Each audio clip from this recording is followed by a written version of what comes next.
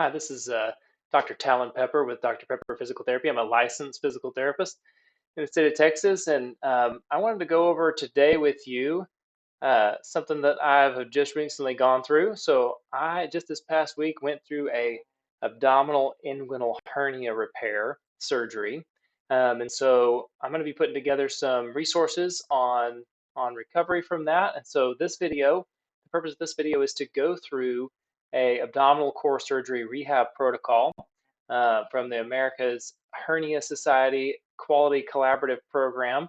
And so I want to look at that and go over that with you and talk about the, things about physical therapy following it directly, and then some other aspects that we'll discuss here. So I'm going to switch over the scene here just a second, and let's pull up this protocol here. Okay, so what I've got here, the abdominal core surgery rehab protocol. This is developed by some physical therapists and physicians, and we'll go over that here in a minute.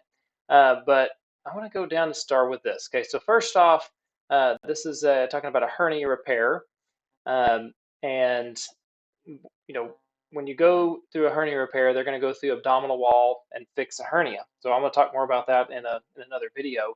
But essentially, that reconstructing that core area, the core wall in there, is what part of this procedure does. So when you have one of these, we're working on rehab to try to address these core operations to get your function back, so we can address pain and your mobility again if your abdominal core health. So this is just going through the protocol. We're going to start down here at after surgery, weeks 0 to 2, and we'll just go through this together.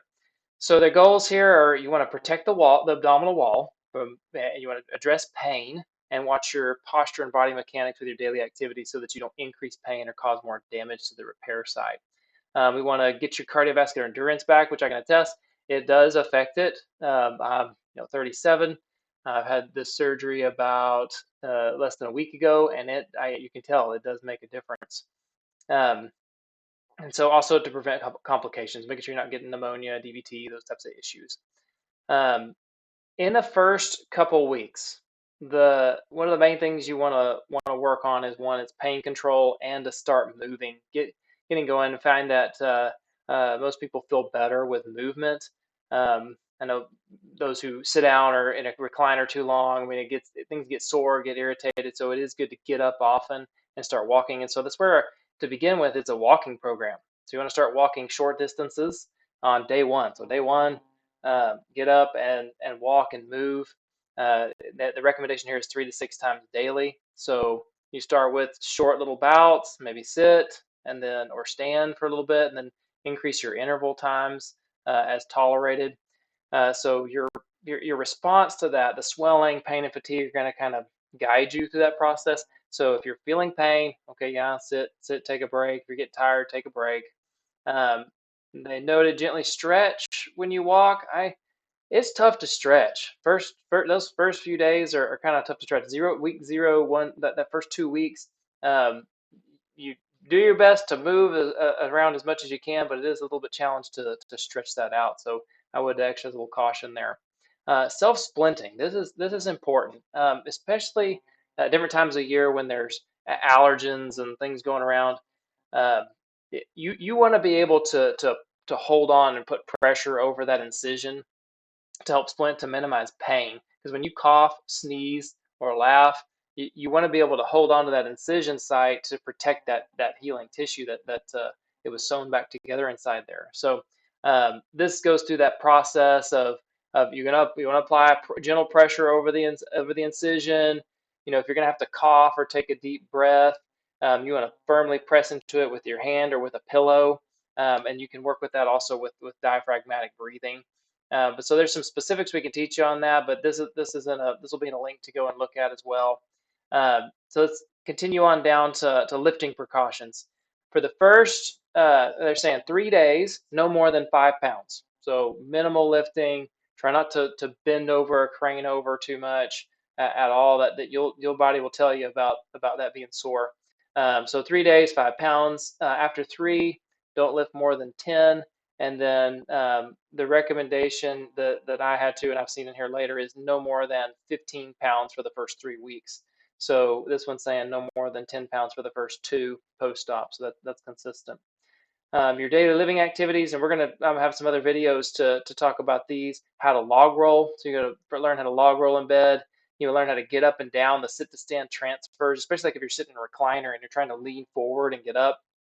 That can be tender and irritating in there. So you want to make sure that we can, you've got that figured out how to use that. There's straps and things that you can use to try to assist. So that's something we'll be looking at. Uh, Avoid holding your breath. I find that was a pretty big one. I was kind of surprised by that. And I see it in other patients when I treat them with post-surgical conditions of guarding, right? So holding the breath, tension in the chest. I mean, it's already kind of an issue because they pump up your abdominal cavity with air, so they blow you up a little bit, balloon you up, so you can remove pressure from the tissues they're trying to get to do surgery on.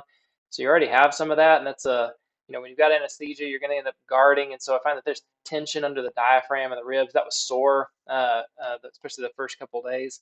So you want to avoid, try to hold your breath, exhale, get that air out as best you can. It can be a little sore to try to do that, but you want to try to get that breath out of there.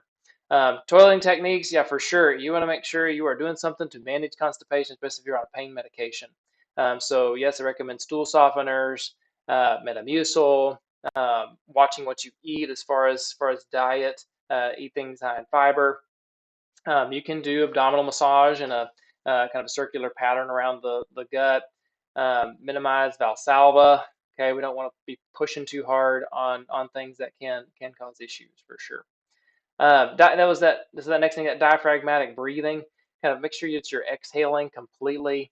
This takes you through the process that you can practice it. You're holding your rib cage, you're relaxing things, using your nose and in through your nose and out through your mouth. Trying to relax those shoulders as you breathe in, because that's an issue for sure as you're guarding and having pain after surgery. And again, try not to force breathing. Force breathing does hurt. There is some pain with that. A lot of things they're in there because they're going to cause pain, and they could have a risk of causing injury, so it can be painful. And then there are some stretching. I would, again, a little tough in the first few days, but as you start getting things, yeah, you can start doing some light stretching, the quadriceps, hamstrings, side stretching. There's lots of good activities that you can do here, just keeping things minimally painful, and try to get things moving. These next ones are talking about blood flow and DVT, trying to make sure you're not going to have a DVT. So get up and down, right? Sit to stand. Practice that sit to stand. Move your ankles, squeeze your glutes, get blood flow in all those areas. Seated knee extension and heel raises. Shoulder blade squeezes to try to just increase the chest movement, to try to get some of that gas and that air that's out of there. One note on the pelvic floor contraction with breathing. This first few days can be a little touchy with this. It does improve.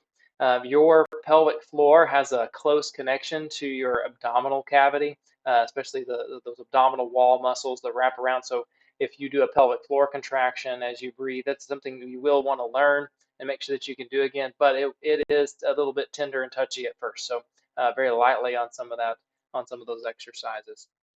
So that's essentially, that gets us, that's weeks 0 to 2. All of that is mostly self-directed. Like that's at home. You're doing this at home. You're recovering at home.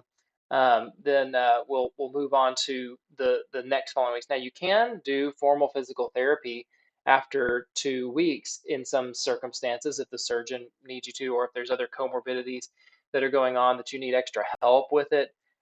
It's not often, always recommended to go to physical therapy for a hernia repair. But if you are trying to get back to higher level activities and lifting and pushing and pulling, getting back to normal life, and that's a requirement for you, like physical therapy may be something you need to do. So this one's saying get your walking program up longer, up to 4 weeks is tolerated.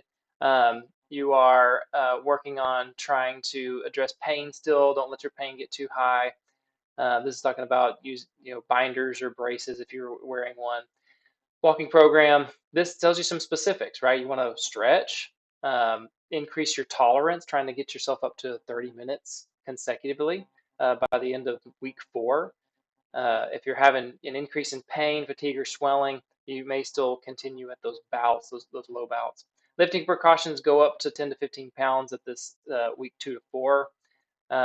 And then you want to make sure you're watching your bending and lifting mechanics, which I'll have some videos in another place to work to show you how to do that. How do you bend? How do you lift? Those are other things that we can look at. Going on down, some people have sensitivity in the scar, so using things to try to desensitize the scar.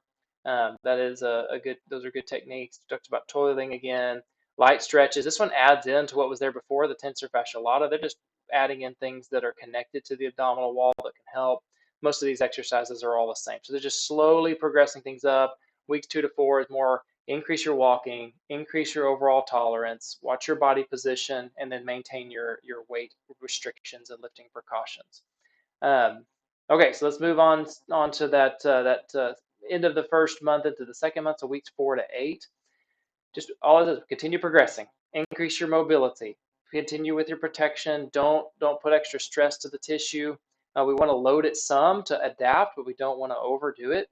So this starts to include light weightlifting, trunk stabilization, and then surgical. It's these myofascial release techniques to the surgical site to make sure we're not having scar tissue restrictions.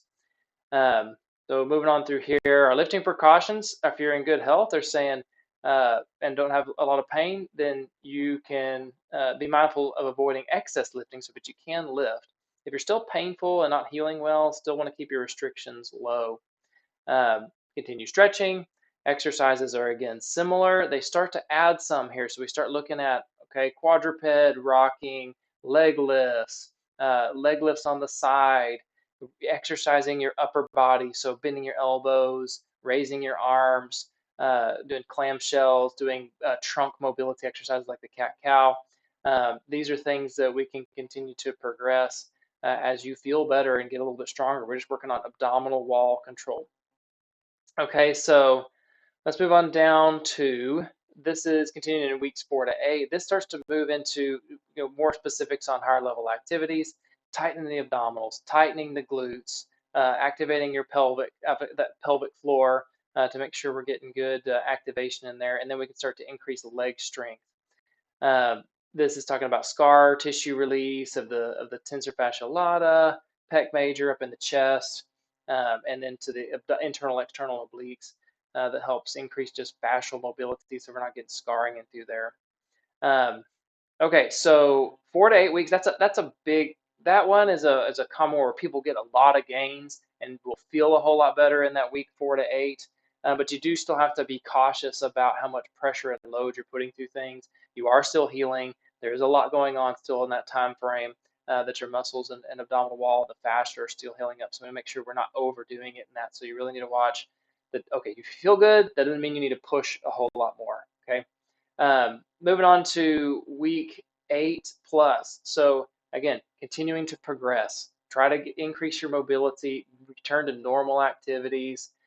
Make sure that you can bend and reach and move your trunk without any pain or problems. You can start, again, progressive weightlifting, trunk conditioning.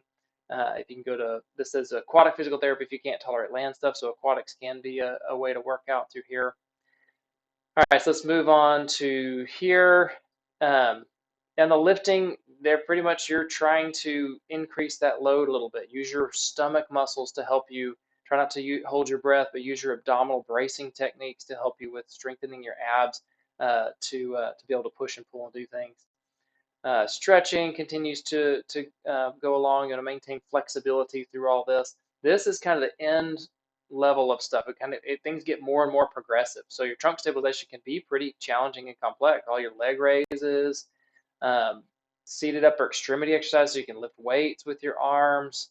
They start to get where you can add more stabilization with your trunk. So using bridging, wall push-ups, continuing with your diaphragmatic breathing. Your exercises starting to get into planks, push-ups, curl-ups, like with your abdominals without straining too much. So you can start really trying to progress things at week 8. By then we start to see that the abdominal wall muscles are getting nice and strong, and they start to feel better. And so, like I said, this is developed by Vanderbilt and Ohio State University and Furman University. There's several, actually Cleveland Clinic. That's really cool. So they've got a lot of good minds in here putting this all together. So a lot of good information for this. And so I think this is an excellent resource for what you could do following this procedure. I'm gonna have some more videos that kind of go into different exercise ideas, different things that you can do with this, some tips and techniques on this whole process. But I wanted to put this out there and just kind of get information for people who are interested in working through an abdominal hernia. I know there's a lot. I think after I had mine and before I had mine, I had tons of people talking about, oh yeah, I had that. And I had I'm having mine done in a couple weeks, and so I wanted to have a resource available out there for people who are going to have a surgery like this. And I found that personally, I'm able to get through this a little bit more quickly when you can have good pain management, good pain control, and then good tools in place to help you with managing symptoms and progressing through the hernia repair procedure protocol. So thanks for listening. Again, Talin Pepper at Dr. Pepper Physical Therapy. If you want more information, check out our other videos, subscribe to our page, and check out our website. I have other products and things out there that you can purchase or look at for abdominal repair, these hernia repairs or other types of repairs. So appreciate your time and have a good day.